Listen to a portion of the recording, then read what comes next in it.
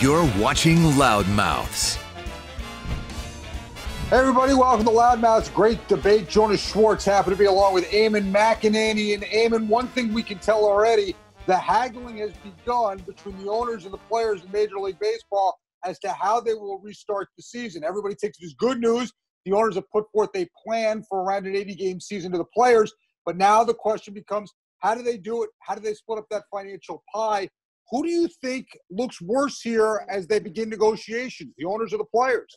Well, right now, obviously, it's the players because they're the ones who feel duped from the plan changing in March to now. And obviously, they have Scott Boras who can go out and be the bad cop for them. And he has no problem doing that. So he's going to start the rhetoric along with Tony Clark because the players feel like the idea has sort of changed on them from, prorated salaries to revenue sharing. You hear Tony Clark hear salary cap, and everyone who knows the history of negotiation between the Players Association and Major League Baseball knows that is a line in the sand. So I understand here that the players look tone deaf right now, but they have to fight, for what they believe in. And they're the ones who are putting their health at risk by going to New York City and staying in hotels and going on airplanes to get to games when originally it looked like we were going to be in Arizona and Florida exclusively. So I think eventually these two sides have to come together. It'd be completely tone deaf to throw away a tremendous opportunity for baseball to own the sports world. But right now, Jonas, the players are going to draw a line in the sand and they're going to have Scott Boras do it for them. The players, though, you're right. They have to be very careful, though,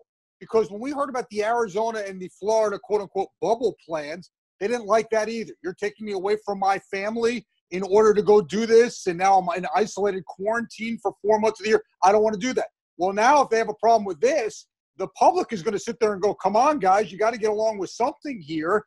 I understand their points. The problem is if they confuse their messaging and it looks like they're against everything, they'll lose. But I understand their point and your point, which is they're taking the risk here. So they shouldn't have to divide up the money any further in their minds. Now, the owners are sitting there going, hey, look, we're losing out on gate, which is major revenue. So somebody has got to take a hit here. Why is it just us? The one thing, though, Eamon, is that the players are also going to lose if they get caught up in coded language like revenue sharing.